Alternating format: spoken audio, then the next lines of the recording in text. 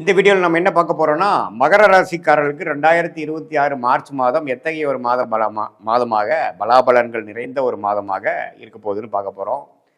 எதையும் மிகைப்படுத்தாமல் உள்ளதுவாறு பார்க்க போறோம். சயின்டிஃபிக் வேதிக் அஸ்ட்ராலஜி முறையில் அறிவியல் சார்ந்த இந்திய வேத ஜோதிட அடிப்படையில் பார்க்க போறோம்.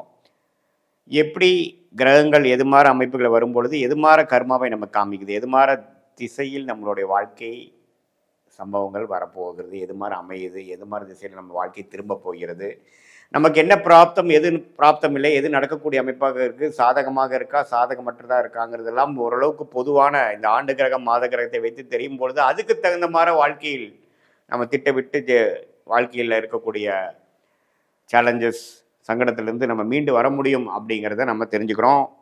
வாங்க இந்த வீடியோக்குள்ளே போவோம்.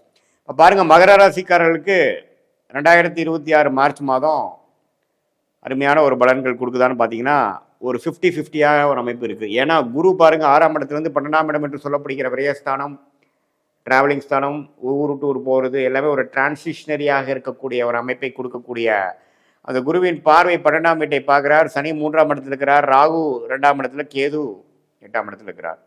பட் இதில் என்னன்னா, மாத கிரகமாகிய செவ்வாய் ராகுவோட சேருகிறார், சூரியன் ராகுவோட சேருகிறார், புதனும் பார்த்தீங்கன்னா ராகுவோட கொஞ்சம் தள்ளி இருந்தாலும் புதனும் 2ஆம் இடத்தில் இருக்கிறார். ஸோ புதன், சூரியன், ராகு, செவ்வாய் இந்த 4 கிரகங்கள் 2ஆம் இடம் என்று சொல்லப்படுகிற தன குடும்ப வாக்குஸ்தானத்தில் இருந்து குருவின் பார்வை பெறுகிறார். ஸோ என்னதான் ஒரு மாதிரியான ஒரு காம்பினேஷனாக இருந்து குடும்பத்தையும் பணத்தையும் பேச்சையும் சில பிரச்சனைகள் கொடுக்கக்கூடிய அமைப்புகள் இருந்தாலும் குருவின் பார்வை அந்த பிரச்சனையை குறைக்கக்கூடிய அமைப்பு இருக்கே ஒழிய பிரச்சனைகளே இல்லை என்று சொல்ல முடியவில்லை. ஏன்னா குருவும் பார்த்தீங்கன்னா 6-12 காம்பினேஷன் இருக்கிறார். இன்னுமே என்னதான் மகர ராசிக்காரருக்கு 7 நாட் சனி முடிஞ்சாலும் ராகு 2ஆம் இடத்துல இருக்கிறது நம்ம புரிஞ்சுக்கணும். ஸோ எப்பவுமே ராகுக்கு எது 2-8ங்கிறப்போ நம்மளுடைய ஃபினான்ஸு, குடுக்கல் வாங்கல், பேச்சு, குடும்ப விஷயங்கள் இது எல்லாத்துலேயுமே கொஞ்சம் கேர்ஃபுல்லாக இருக்க வேண்டிய அமைப்புகள் தேவைப்படுகிறது. ஸோ மகர ராசிக்காரர்களுக்கு பார்த்தீங்கன்னா மாதத்தின் முதல் 2 வாரம் இப்படி இது மாதிரி ஒரு ட்ரெண்டில் இருந்து மாதம் முடிய பார்த்தீங்கன்னா சுக்கிரன் பார்த்தீங்கன்னா 3ஆம் இடத்துல உச்சம் பெற்றிருக்கக்கூடிய சுக்கிரன் 4க்கு வரார். ஸோ உச்சம் எப்போ நமக்கு ராஜயோகாதிபதி உச்சம் பெறுகிறாரோ இது எல்லாத்தையும் சமாளிக்கிற அளவுக்கு கண்டிப்பாக நமக்கு வாழ்வாதாரம் இருக்கும், நமக்கு வியாபாரம் இருக்கும், நமக்கு பண வழக்கு கொடுக்கல் வாங்கல் இருக்கும், பணம் போக்குவரத்து இருக்குங்கிறத நம்ம தெரிஞ்சுக்கிறோம். அதே சமயத்தில் மாணவர்கள், படிக்கிறவங்க, வேலையை தேடிட்டு இருக்கிறவங்க, சிறு வயதினர், சீனியர் சிட்டிசன்ஸ் எல்லாத்துக்குமே ஓரளவுக்கு உச்ச சுக்கிரன் எந்த ஒரு சனியால் பாதிக்கப்பட்டாலும் பெரிய பாதிப்பாகாமல் குருவின் வீட்டில் உச்சம் பெற்றிருக்கிறது தப்பில்லை. ஸோ இது மாதிரி சில குடுக்கல் வாங்கல், பண விஷயங்கள், குடும்ப விஷயங்கள், வாக்கு விஷயங்கள், ஹெல்த் ரிலேட்டடான விஷயங்கள் எல்லாம் கொஞ்சம் பாதிப்புகள் இருந்தாலும், ஏன்னா சூரியனுங்கிற ஒரு மகர ராசிக்கு 8ஆம் வீட்டு அதிபதியாக வருகிறார். ஸோ 8ஆம் வீட்டு அதிபதியாக மகர ராசிக்கு இது மாதிரி பிரச்சனைகள் கொடுக்கக்கூடிய உடல் உபாதைகள், டிராவலிங்கில் பிரச்சனைகள் கொடுக்குது, ஹெல்த்து, மரணத்துக்கு ஒப்பான கண்டங்கள், இது மாதிரி விஷயத்திலாம் கொடுக்கக்கூடிய இந்த ராகு அது சூரியனே ராகுவால் பாதிக்கப்படும் பொழுது, சூரியனே அட்டமாதிபதியாக மகர ராசிக்கு வருவதும் பொழுது இது மாதிரி விஷயங்கள்லாம் கொஞ்சம் இருக்குது. ஸோ உடல் உபாதைகளை பார்த்துக்கணும், வண்டி வாகனத்தில் போகிறப்போ கேர்ஃபுல்லாக இருக்கணும், ராத்திரி நேரத்தில் போகிறப்போ நம்ம கேர்ஃபுல்லாக இருக்கக்கூடிய அமைப்புகள் இருக்குது, தேவைப்படுகிறது. இது ஒரு சுமாரான ஒரு பொதுவான பலனை தவிர உங்களுடைய ஜென்ம ஜாதகத்தில் நீங்கள் பிறந்த தேதி, பிறந்த நேரம் வைத்து, பிறந்த ஊரை வைத்து உங்களுக்கு வரக்கூடிய ஜாதகத்தில் என்ன லக்னத்தில் பிறந்தீங்க, நீங்கள் அவிட்ட நட்சத்திரமாக இருந்தாலும் சரி, திருவோண நட்சத்திரமாக இருந்தாலும் சரி, உத்திராட நட்சத்திரத்தில் பிறந்திருந்தாலும் சரி, நீங்கள் என்ன லக்னத்தில் பிறந்தீங்க, என்ன தசாபுத்திகள் போய்கொண்டு இருக்கிறது, அந்த தசைகள் புக்திநாதன்லாம் கோச்சாரத்தில் நன்றாக இருக்கிறார்களா, அதை பொறுத்து வாழ்க்கையில் நீங்கள் எது மாதிரி ஒரு விஷயங்கள் செய்ய முடியும், இந்த நேரத்தில் எப்படி இருக்குது, உண்மையான தசாபுக்திகள் வைத்து இன்னுமே துல்லியமான பலன்கள் எடுக்கலாம். இப்போ நம்ம பேசின கோச்சாரம் அதுக்கு சப்போர்ட்டிவாக தான் இருக்கும். நல்ல அருமையான தசைகள் நடக்கும் பொழுது கோச்சார அமைப்புகள் கொஞ்சம் இன்னும் தூக்கலாகவும், ஒரு சுமாரான தசாபுக்திகள் நடக்கும் பொழுது நம்ம பேசின இந்த மாத கிரகம், ஆண்டு கிரகத்தின் அமைப்பை பொறுத்து இன்னுமே துல்லியமான பலன்கள் எடுக்கலாம். இன்னுமே அந்த சுமாரான பலன்கள் தசாபுக்தி நடக்கும் பொழுது பலன்கள் சுமாராகவும் உங்களுக்கு கிடைக்கக்கூடிய அமைப்பு இருக்கும் அப்படிங்கிறத நீங்கள் தெரிஞ்சுக்கணும். இது ஒரு பொதுவான பலன்.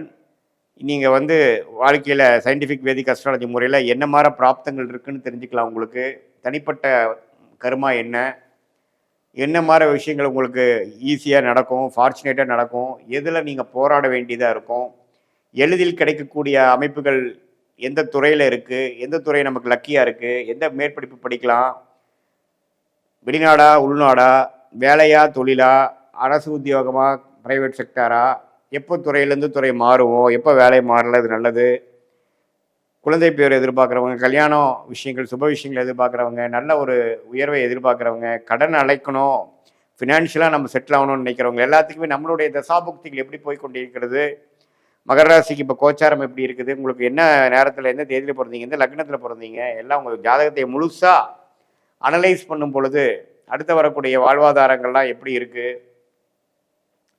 எந்த மாதிரி துறையில் நம்ம போக போகிறோம், எந்த மாதிரி டைரக்ஷனில் நம்ம வாழ்க்கை திரும்பும்போது எந்த சாய்ஸ் நம்ம எடுக்கலாம், எந்த சாய்ஸ் நம்ம எடுக்க வேண்டாம் அப்படிங்கிறதெல்லாம் தெரிந்து தேவையற்ற சமய விரயங்களை தவிர்த்து, தேவையற்ற பொருள் விரயங்களை தவிர்த்து, தக்க முடிவுகளை தக்க நேரத்தில் செய்து, தக்க நேரத்தில் எடுத்து, அதுக்கு தகுந்த மாதிரி நடவடிக்கைகளை செய்யும் பொழுது வாழ்க்கையில் ஒரு நல்ல ஒரு நம்மளுடைய பொட்டன்ஷியல் என்ன, நம்மளோட தகுதி என்னவோ அதுக்கு தகுந்த மாதிரி வாழ்க்கையில் முன்னேறி மேலும் மேலும் வாழ்க்கையில் வந்து எந்த விதத்துலேயும் நம்ம ஒரு கிளாரிட்டி இல்லாமல் செயல்படாமல் கிளாரிட்டியோடு செயல்பட்டு அதில் இருக்கக்கூடிய ரிஸ்க் என்ன, எந்த நேரத்தில் அது முடியும், எந்த நேரத்து வரைக்கும் நம்ம பொறுமையாக இருக்கணும், வீரத்தை காட்டிலும் வேகமே நம்ம முக்கியம் என்கிறதை உணர்ந்து நம்மளுடைய கர்மாவை அறிந்து அதுக்கு தகுந்த மாதிரி நீங்கள் வாழ்க்கையில் காய்களை நகர்த்தி என்றால் சயின்டிஃபிக் வேதிக் அஸ்ட்ராலஜி நமக்கு துணையாக இருந்து நம்மளுடைய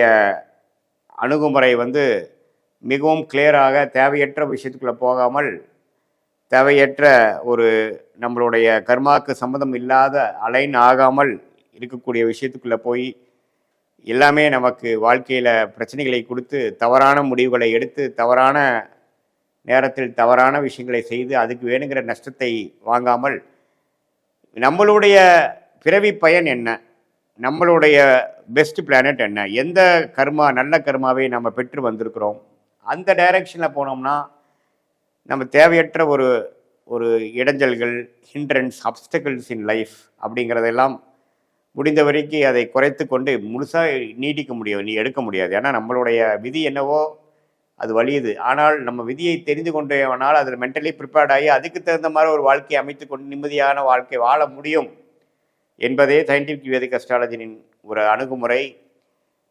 அதுதான் வந்து நம்மளுடைய தேவையற்ற இது மாதிரி மிகைப்படுத்தி பேசுவது, பரிகாரங்கள் அது மாதிரி விஷயத்தில் போய் பயந்துக்கிறது, நம்மளுடைய தேவையற்ற மன அழுத்தத்துக்குள்ளே போய் அது மூலமாக மன நிம்மதியை இழப்பது, அதெல்லாம் இல்லாமல் உள்ளது உள்ளவாறு பார்த்து அதுக்கு தகுந்த மாதிரி முடிவுகளை தக்க நேரத்தில் எடுத்து மகர ராசிக்காரர்களாகிய நீங்கள் வாழ்க்கையில் ஷார்ட் டேர்ம் லாங் டேர்ம் எல்லாத்துலேயுமே ஒரு பிளானிங் பண்ணி சக்ஸஸ் ஆக முடியும் என்று சொல்ல விரும்புகிறேன்.